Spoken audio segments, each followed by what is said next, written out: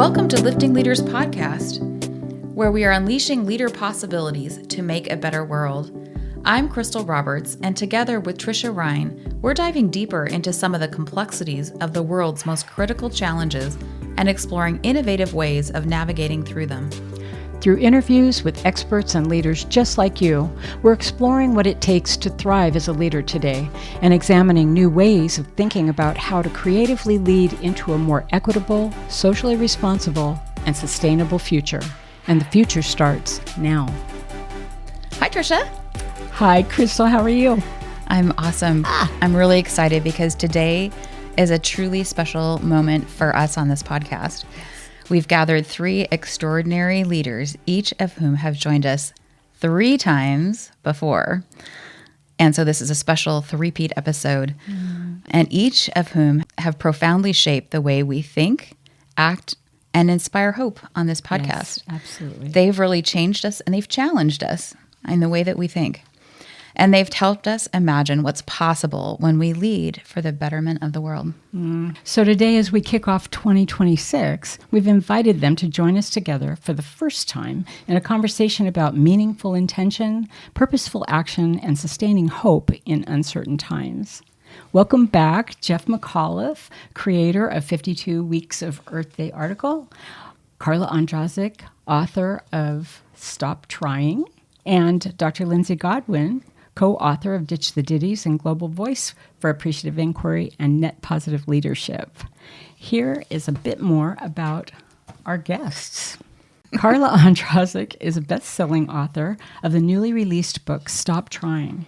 She has been inspiring audiences from business leaders to students with her no-try philosophy for 2 decades. She speaks regularly to business organizations, women's leadership groups, and college preparatory schools through motivational meetings, one-on-one mentoring, and magazine writing. Carla is the former vice president of creative writer development for EMI Music when it was the largest music publisher in the world. She is credited with the sales of millions of records worldwide. During her 20-year career, she placed hit songs with legends including Barbra Streisand, Johnny Mathis, Cher, Huey Lewis, Martina McBride, Earth, Wind & Fire, Mariah Carey, NSYNC, and Christina Aguilera. Carla continues to mentor and promote the current generation of music makers. Carla attended University of Tennessee, Knoxville, and resides in Southern California with her husband, musical artist John Ondrasik, whom she discovered, signed, and developed under the moniker 5 for Fighting. She has 2 adult children and is an avid swimmer. Jeff McAuliffe is a coach and consultant with 35 years of experience in leadership development, process improvement, and organizational effectiveness to help leaders achieve breakthrough results. His focus is coaching leaders, mentoring change agents, and supporting teams to create dramatic levels of improvement. As an internal and external coach and consultant, he has worked in corporate, healthcare, public, and nonprofit organizations. Jeff was also a graduate faculty member at Saybrook University and Leadership Institute of Seattle for 14 years. When not at work, Jeff enjoys time in the natural world, backpacking and snowshoeing in the Cascades, or kayaking on Lake Washington. His current project is publishing a biweekly newsletter called 52 Weeks of Earth Day to inspire those who are alarmed by climate change to move from being a bystander to becoming a change agent. Jeff and his spouse live outside Seattle with 3 grown kids scattered about the country.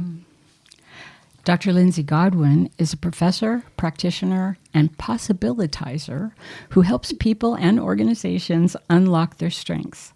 She holds a master's in conflict resolution from George Mason University and a PhD in organizational behavior from Case Western Reserve University, where she studied with the founders of Appreciative Inquiry. Lindsey is the Robert P. Stiller Endowed Chair of Management at Champlain College and directs the David L. Cooper Writer Center for Appreciative Inquiry. She's an international speaker and author of Ditch the Ditty, Doing What Matters Instead of Doing It All, a #1 release on intentional decision-making. Her article on Earthshot OD, co-authored with David Cooperrider was recently recognized as one of the field's most impactful pieces, and her children's book, How Do You Love a Question, encourages leaders of all ages to stay curious. Welcome, Jeff, Lindsey, and Carla to Lifting Leaders Podcast for the fourth time, but for the first time together. We're really honored to have you. We're really excited to be kicking off 2026 with this conversation. So let's jump in. We're going to get right to the questions. Each of you has appeared on Lifting Leaders Podcast 3 times, and your ideas have profoundly shaped how we think and act. As you reflect on your journey with us, what core belief or message has become even more important to you today than when you first joined us? Who are we starting with? We are going to start with Lindsey. Ooh, thank you. For that and for the generous introductions. And I'm so delighted to be here and connect with these two other amazing human beings that I'm already inspired just listening to their bios. And so, yeah, this question, my core belief that I think is just continues to get solidified every day for me comes definitely from my work in appreciative inquiry and positive organizational change, is that belief that that questions are interventions. The questions we ask shape the world that we create.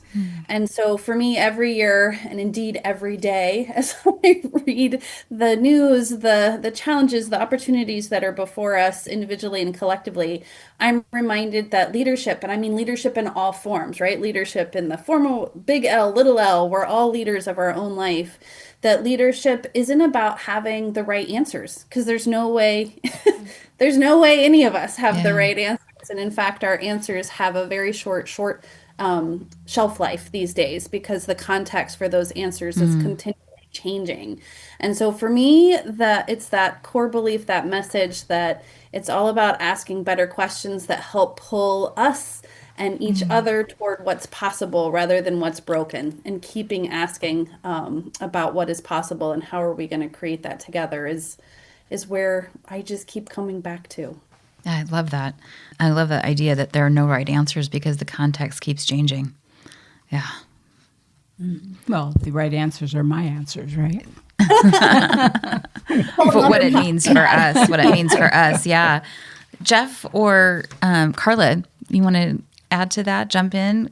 Disagree? I love what she said, Lindsey. That was great. I think for me, my whole thing is, my work has been encouraging people to stop trying. So for me, the thing that's become more important over this last year that I have been promoting the book and talking about the book is how much we do need to become aware of our language and what we say and how it affects our lives and the lives of other people. How important just to become aware of the words that we're using and the meaning behind them, because it does have a profound effect on our thoughts become our words become our actions, and our actions become our reality. And so it starts with, the way we think and the words that we're using. So communicating, sharing this message is so important. And anyway, so I feel like just really becoming aware of the words we use and how much they affect the outcome of our lives. Yeah. So true. Yeah, I like both of these. And I think I can kind of weave my thoughts into this a bit around the importance of being curious and open-minded, and the importance of Carla, the way that I would phrase this is I just think it's really important more than ever now to maintain one's sense of agency in the world. I really have this sense, and this is just out of my own personal experience, particularly over the last year and what's happening at the national level. I just find that it is so easy to just hang your head low and this too shall pass, and just kind of act like, okay, I'm just going to go to sleep for 4 years and hopefully the world will get better. And so just this being able to access that sense of your inner activist, your inner sense of agency, I just think is more important than ever. Yes. Oh, Agree. that's so true. Oh my gosh, this is like more than what I was expecting in a way, because I think this is touching on something that is so front of mind for so many people right now, and a lot of them just don't know how to articulate that, and some of them don't get the whole idea of agency. I mean, I think it's really, we need some self-awareness for the first time in a long time. So as we enter the new year in a world filled with both uncertainty and possibility, what does hope look like for you now, and how do you personally cultivate and sustain hope? Let's start with you, Carla. Okay. For me, what gives me hope is how many people are seeking, are interested in making the world a better place and being active within it. All the podcasts, what you're doing gives me hope. The great books that are coming out. I just feel like that's so hopeful. The interest makes me have a lot of hope. And for myself, I'm in the game. I'm just sharing everything that I possibly can every day. I want to bring hope to other people as well as get all of the information I'm getting from everybody else. So I feel like it's very, very strong. People are interested, and that gives me the most hope. I love that. How about one of the others? I think I've shared before with you. I have this fraught relationship with hope, and what I mean by that is I guess for me there's a distinction between being positive and being hopeful, and so and part of this is just sort of, I guess, my own mental model or something around hope being kind of equivalent to, like, after a mass shooting, we say, well, let's give our thoughts and prayers or our hopes and prayers to these people. Like, it's some sort of wish for a future that takes you out of the present and just says, I'm just going to put some positive intention in the future. And so when I think about hope and I think about being I think more about being positive, because I think being positive or being optimistic even, say, grounds you in the present, doesn't sort of put some combination of hopes or fears in the future, but allows you to just stay present and work with what is. And so as I look at being positive, then what shows up oftentimes is just gratitude in the moment. My family's going through I've just had an incredible 2 weeks. It's still ongoing with a number of major medical emergencies in my family. And what's been showing up surprisingly in this with the folks that are affected is how present they're getting, and how what's mainly showing up for them is gratitude, which could have been, as opposed to, I hope for the future that this all gets better and everything. I think they're just acknowledging, this is this is my reality right now, and I'm so grateful that I'm where I'm at right now, which is a kind of a real different frame than sort of putting some magical intentions into the future. I don't mean to knock intentions. I think intentions are very important. But so I'm hopeful, or optimistic. I say, either way. It just, if I reframe hopefulness in that framework, I think I've mentioned this before on this podcast. I continue to see young people doing some amazing things in the world these days, particularly as I look around at what's happening with climate change, what's happening with any of the challenges that we're really facing these days. I'm really very optimistic about that. And I think one of the things you asked was just like, how do you help sustain that? And for me, the answer seems to be pretty regularly always the same. It's like, how do I get myself away from the screens and into nature, and yes. just being in a place where I can get rejuvenated in the natural world. Yeah. If I may, Jeff, you said something that just kind of triggered a thought in me. hoping for something, the way that you were phrasing it, it's almost like expecting something outside of your control to make something happen. I hope this happens. We hope that there's no more. It's outside of our control.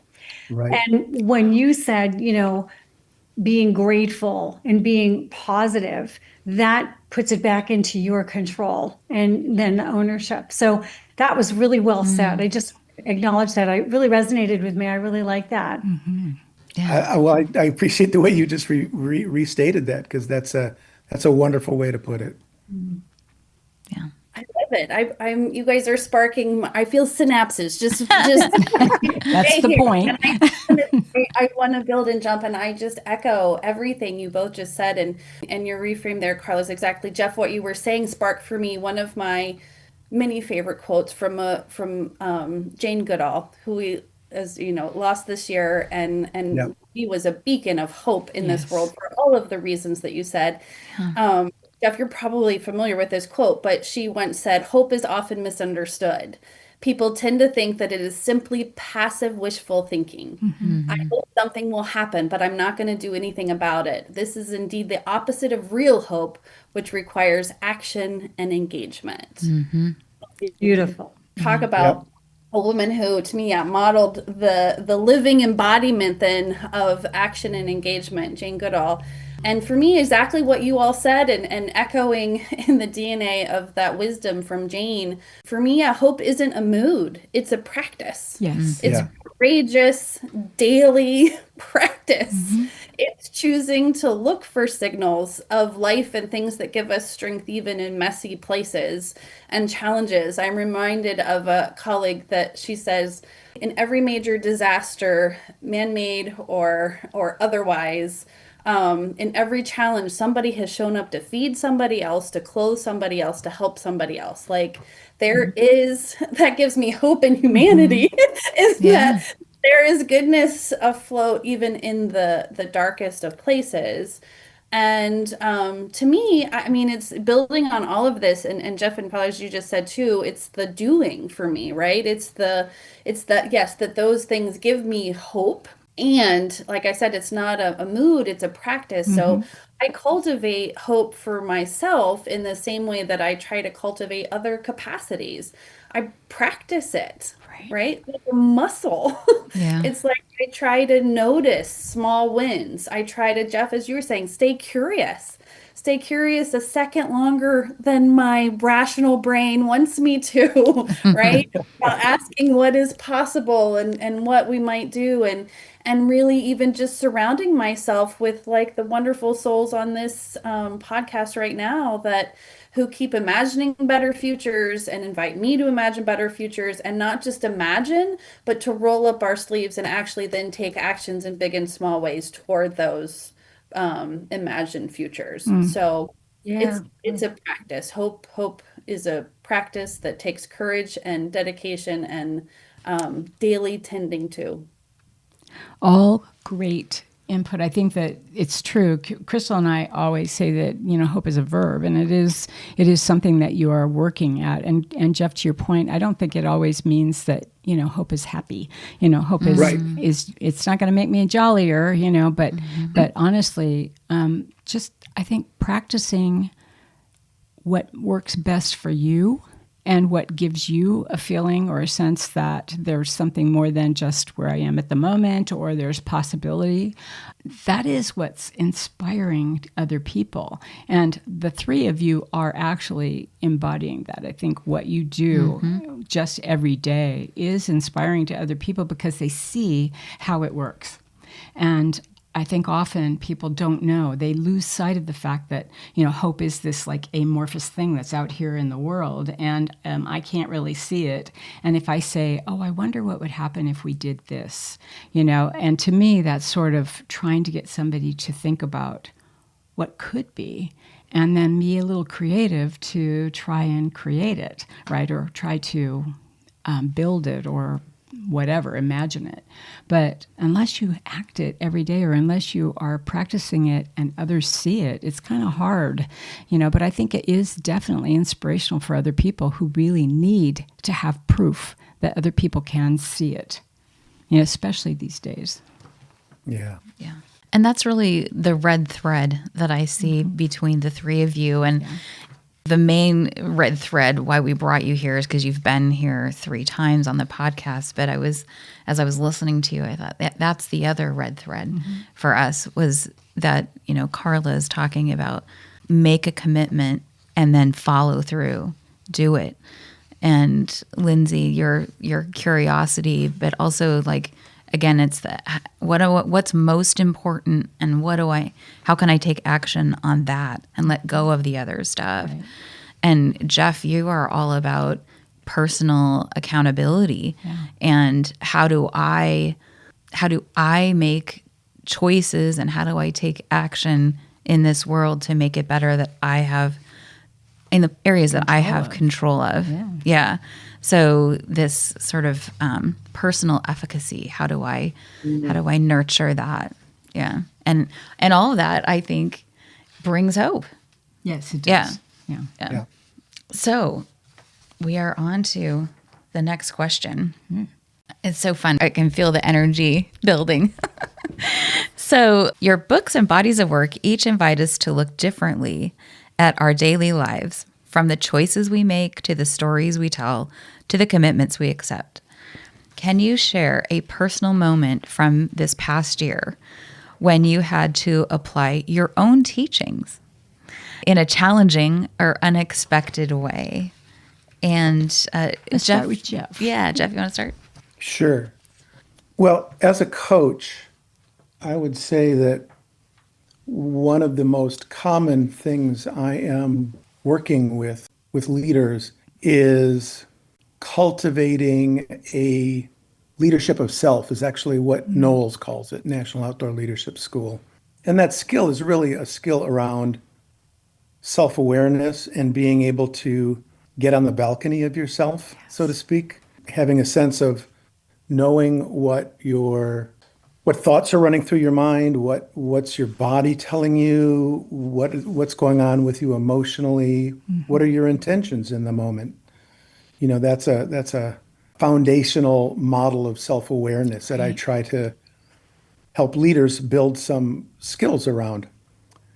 And as I mentioned, these last couple of weeks, I have found myself really challenged to stay with my own experience and not just get lost in the overwhelm of it with, as I mentioned, these medical emergencies going on. So it's been difficult, but I've also found that it is, when I can do that, it has been very grounding for my family. If I can just simply stay present. I don't have to show up any particular way. I just need to be present to the degree that I'm there. And I just last night got some very direct feedback about your support has been so helpful. And it's just been essentially by just simply being here and showing up the way you show up, just grounded, unanxious, etc. And so it's but it's been a real testing ground for me in terms of I so easily dish this stuff out with my clients, right? And then it's like, oh, okay, here I am in the midst of it. Can you do what you teach, right? Yeah, exactly. Yeah. You are so calm. Like if I was going through anything, I would want you around because you have this beautiful energy, that's very soothing, very present, So I guess I'll hop in with an answer. Yeah. You're definitely practicing what you're preaching. So I'd say I'm the opposite, that the way that I've utilized my skills, my message is stop trying, stop half-hearting everything and dive into the deep end. Like put yourself in that high stress situation but stick it out. Don't half-heart, don't dip your toe in the water. And so because that's the trying mindset. It's like, well, I'll try it and I don't have any accountability and I can use excuses and blame. So for me this year, I've had to really bounce that back on myself. At my age, I'm 62, to be starting this at this age, I had to literally dive in and face fear, like really be willing to fail big time, like to sink or swim and to do it. And just be really, I've had to become very comfortable with the possibility of failure and embrace that. And you pulling all the tricks that I have been talking about with what comes along with a doing mindset. So I've really thrown myself into the middle of all of it and am using every skill every day. Like literally this morning was a huge challenge for me, and tomorrow will be another. Like I'm experiencing so many new things, and just really embracing fear is what it comes down to. Anything that I would be afraid of doing, just diving in and doing it. Love that. I know. Again, just being inspired. It's hard to go at the end. But it's also nice to, yeah, link exactly again what you're both saying in sort of different paradoxical, but at the same time very connected ways. And Jeff, again, back to what you're saying of like, you've been having challenges. We've all, right? And personally, professionally, the challenges, Carla, that you're talking about, same thing. I mean, everybody I talk to, right? There's something that we're all carrying. And I was really thinking about this good question of what's this moment, and I will share personally. It came for me just, I mean, there's many moments over the years that I've done this, but the one that really is bubbling up right now is a very personal and very recent and quite still even raw example of the week before Thanksgiving, my father passed away unexpectedly, peacefully, but unexpectedly. And it was, I mean, I'm still very much Yeah, of in the course. throes of processing that, and we're processing that as a family.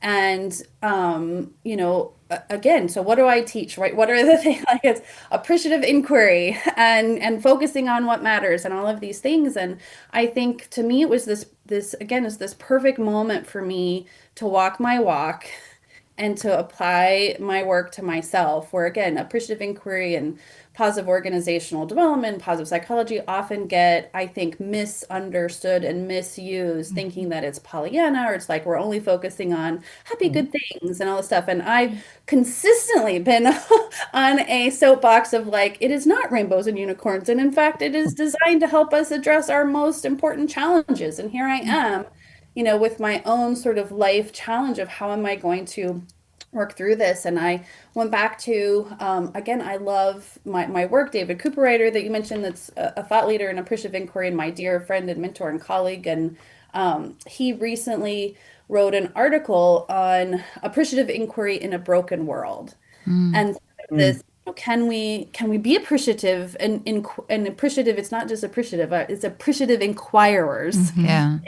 Broken world. Both of those words are so important to me, and I went back to that, and I loved his invitation of of this work. It's so easy to be appreciative, and appreciative in the sense of like we're looking for what is life giving, what is there, to getting curious about what is life giving, and typically we do those in extraordinary moments, right? Our peak experiences, best teams, in organizations. When have you been at your best? That's easy to do, right? It gets harder like in ordinary daily life. How do we stay in that curious, appreciatively inquiring mindset to look at what is life-giving, what is meaningful, what is impactful, what is there we want to grow now? And actually the hardest and the place that we again lack the muscles to do it is in times of tragedy. That's really the time we need it the most. And Yeah. so again, and I really went back to that and have really been doing again, building and applying my own muscles and work in this of it's not, me being an appreciative inquirer in this time of profound, deep grief. It's not about me ignoring my grief. It's Yeah. not about pretending. I can't pretend that my father isn't, all of the things that appreciative inquiry gets is like, oh, you're not dealing with the problem. Well, I'm dealing with the problem. Like it Yeah. is, it's not about ignoring the challenges, the feelings and all of that, but it is about remaining curious. And what is my appreciative inquiry question? The ultimate appreciative inquiry question is what is life giving in this moment? And so that's me again noticing. And I really have been then working to notice like what gives me energy? Who gives me energy? It's those unexpected things, the noticing that you were both talking about of I was home over Thanksgiving, of course, with my family. And one of my best friends from high school, I hadn't seen her for 20 years. And her mom knew of my father's passing and stuff, remembered that my favorite treat she used to make decades ago was chocolate covered peanut butter balls. You know what that woman, she made me chocolate covered peanut butter balls. Oh, It's just like it was just acts of just micro acts of kindness and love that of course are outflowing. But noticing those things, right? Noticing what people and how people are being kind and giving me space and all of the things. And again, noticing what is giving me and my family life in this moment of profound tragedy. And that is still an act of appreciatively inquiring. And that is an act of noticing what matters now and recognizing what matters can change from moment to moment. And so it's not a static thing for us as individuals. It's not a static thing for us as teams and organizations and definitely as a society. So it's constantly, again, staying in that act of inquiry. So that's my story right now. wow. Yeah. Thank you. You know, it was interesting. I felt like you posted a beautiful, touching tribute to your father on LinkedIn. And that's for our listeners who probably haven't seen it. But what was interesting was when I read it, I could see that mindset in that post. I don't know if that was totally intentional or just because it's core to who you are, but I thought that was just a beautiful tribute to him, but also kind of an example and a model of how it shows up, just like you were talking about, how it can show up in these very personal and tragic times. You know, I think about all of the people who are listening to this and what you take away from these three different stories and how very personal each and every one of them is, how the things that you do every day that inspire other people can happen or can take place whether or not it's something seriously tragic or something that is fearful or anything that is, like crisis in the moment. It happens in everyday life as well. It's just wonderful, though, that it shows up so beautifully in those moments when you need it the most. And if you pay attention and practice what you preach, right, you are seeing that it does work. It does work. And it can inspire other people who really need it and may not have those same tools.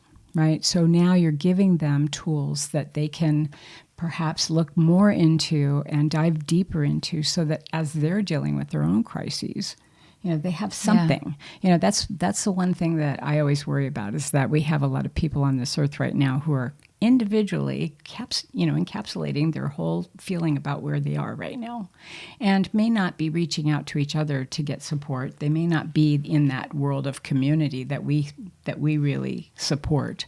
But we want them to be. We want them to reach out. We want them to connect because connection does help people cope with things. But if they have tools, even if they are encapsulating everything, if they've got tools, I think they can get through. And this is very inspiring. I hope that people are listening to this are taking stock of what they could be doing. Right? Yeah. You're all role models, Yes. which I love. Role models for what you're talking about. Yeah.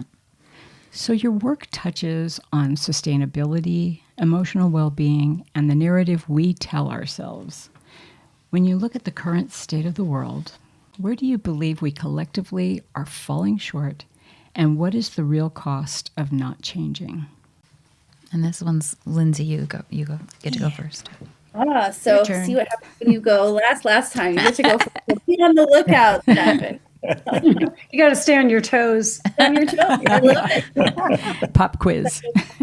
Pop quiz here. This is again such a beautifully deep question. To me, I see that we're collectively falling short in and when we focus on everything that's wrong instead of the strengths that we have, the possibilities we have. And I understand why we do this. I mean, there's a lot of neuroscience behind that we there's a reason we have sort of a deficit bias. We've been like our brains operate to notice things that have been threats and things for us to keep us alive for millennia. Like I understand why we collectively do this, but I think that we're collectively falling short because even though we know this, we're not interrupting that habit. And we continue to collectively keep the focus on what's wrong, what's broken, what's not working, instead of what's strong, what's possible, what do we want to create more of. And so to me, the cost is that we shrink our imagination.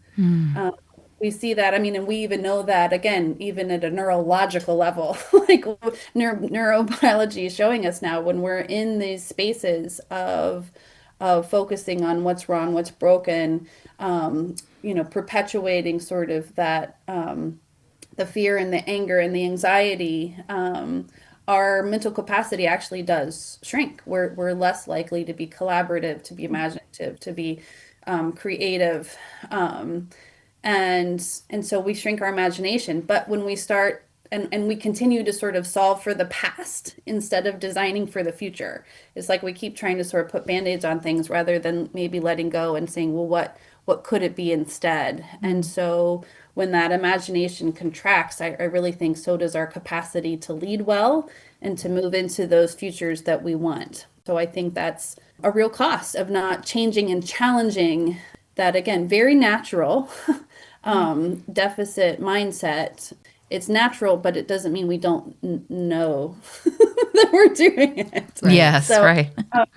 So it's not about, I think that we need to start really proactively interrupting that mental habit, which means intentionally asking those different questions, staying curious to all the things that, that self-efficacy, the things that everybody's just talking about, so that we can stay and continue to move into a space of possibility instead of problems.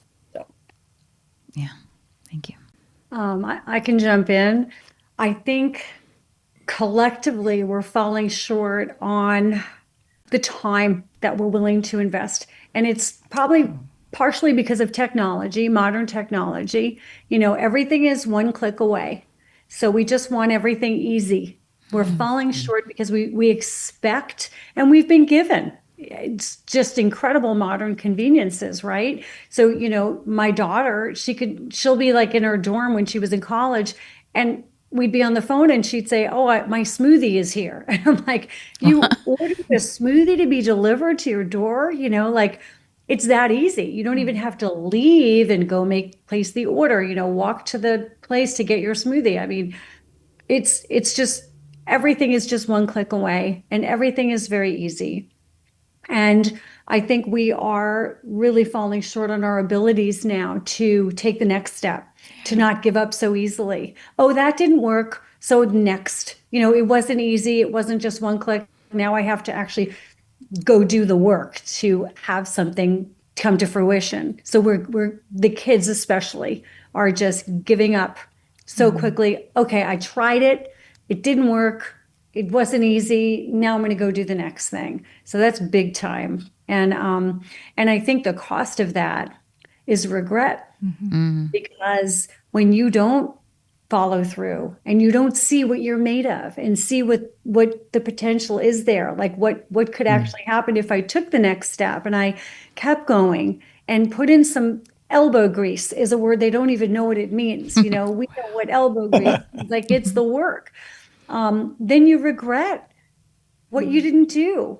I gave up so easily. And the only thing you're left with is just, so the cost is regretting the things that we're not really putting our efforts into, because we're just expecting things to be so easy now. And it's not our fault. Technology is just going so fast, and it's wonderful to be able to just pop in your destination and not have to look at, a book of maps, I mean, I appreciate all of it, but it has gotten out of hand. And I think our kids, especially the young generation and us and the next generations that have followed, are just relying too heavily on the modern conveniences and are not putting in that elbow grease. I was thinking, Carla, when you said that too, that when you give up so easily, you also, the other cost to that is that you don't have trust in yourself. Like you haven't followed through, so you don't start to build the success, and then success builds success. Right. It's like failure Yeah. after failure after It's failure. so great. The collateral damage, the collateral Yeah. damage. There, I have a list of low self-esteem and anxiety, regret. You lack, all that accountability and how others see you. You're not going to get the one that's going to get promoted at work because you're, just taking the easy way out. So yeah, there's so much collateral damage that comes along with that. What comes to mind for me is resilience, or the lack of it, because they don't learn it. They've failed because they didn't try, right? Or they didn't even move. failed didn't because they move, tried. right? They yes. didn't do. Sorry. Yeah.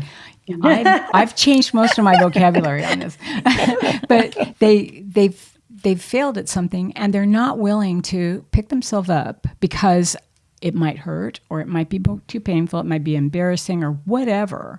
But instead of staying the course and potentially having major success, and certainly mental muscle that's going to carry them through years and years of being able to handle the next issue, the next issue, the next issue, right? They're giving up. And I see that I have extended family members who are in that boat right now. And to your point, it's not necessarily their fault, but I find it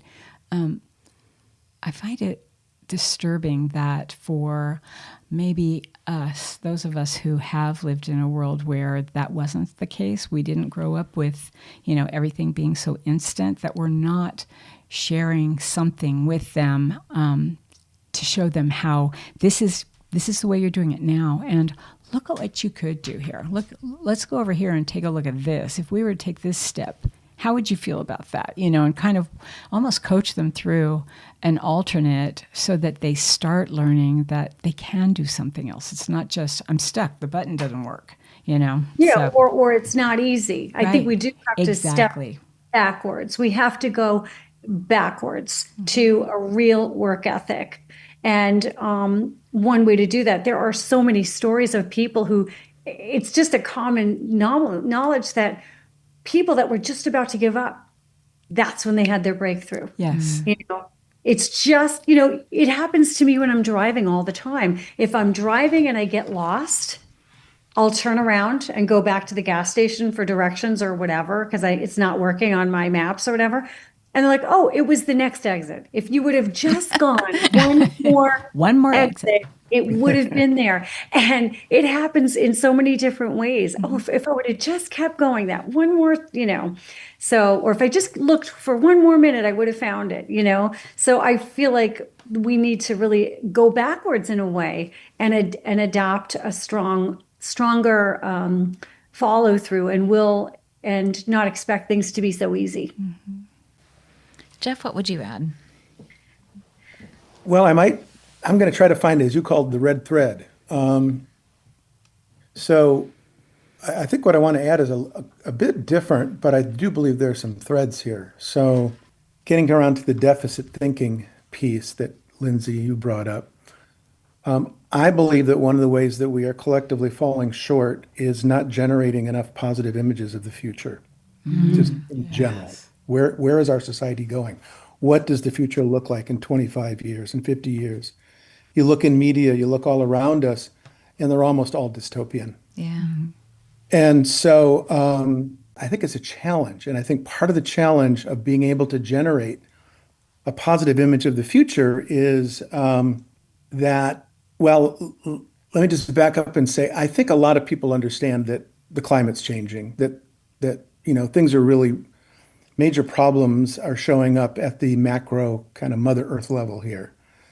And I think some people, and a fair amount of people, are trying to find small ways of doing their part, whether it's, not immediately just grabbing more paper bags at the supermarket and bringing your own bag, or recycling, or going further, maybe getting electric car, whatever it might be. And I think those are all great things.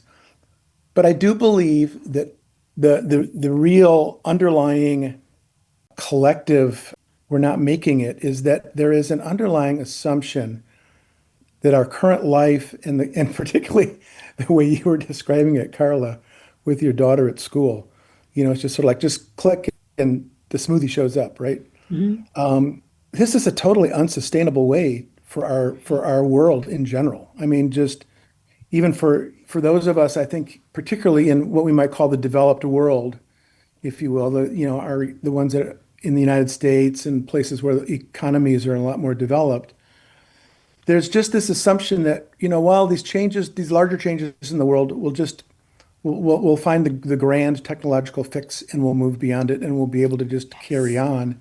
So in that sense, I think what's missing is just a fundamental understanding of the fact that living in this continued infinite growth economy mindset is killing us. I mean, it's literally killing us. But that is complete political suicide to even raise that issue anywhere. And even just me saying it now, when I think about at least a third to half of this country is struggling just to get basic needs met. Right. Making a statement like that sounds totally tone deaf to the fact that they're just struggling to get basic needs met, right? I do believe that there is just this sense that our quote, our way of life, unquote, can just sort of continue to carry on and even sort of grow more one click away, just essentially. This is really building on what you were saying, Carla. And the bottom line is we can't sustain that. The earth can't sustain that. And I think that fundamentally, we as a species haven't figured out that we're not the big kids on the block, actually. Mother Earth's the big kid on the block. And what we're doing is just overshooting our limits in so many ways that what looks like potentially a positive image of the future looks like a loss. Like, oh my God, I can't hop on a plane and go see a Glass Animals concert down in Atlanta, Well, maybe you could, but I guess I've just gotten too immersed in the climate science to say, I don't see how we get from here to there. And I don't think that that's really understood. Jeff, you said that, and I'm thinking about. I had a conversation recently with someone who said that, it's going to be so cool because we are going to have our buildings in the future are going to be just, a mile high and everybody's going to, you talk about community, we're all going to live in the same building. I'm going, that is killer to me, but that would do me under right now. But I think about how in that conversation, it kind of felt like this person was saying, bigger, more, shinier, is the next. And in my view, it's absolutely the opposite. It's smaller and more and more natural and less, fewer things that have been melted down and molded, and more things that are, naturally coming from the earth or whatever. And I think your point about Mother Earth is Mother Earth is the big one, and Mother Earth is kicking back right now. And this is just one example that we're going through. This is a tiny example. It's so much more than that these days. So. This being the current flooding that we're getting here in the Northwest. Exactly. Yeah. So not to leave our listeners on a down note. No, we would never do that. But we want Sorry, you. I don't want to be. I don't want to be the Grinch that sold. Not at all, Jeff. Well, we Not don't want to say Grinch or anything, but no. we are going to hold it here. Yeah, we're going to hold it here, and we want you to come back, listeners, for the second half of this really important conversation. And when we come back next week, we're going to be back with Carla and Lindsey and Jeff to talk about what can you do in 2026 to make this a better world. Absolutely. I can't wait till they come back.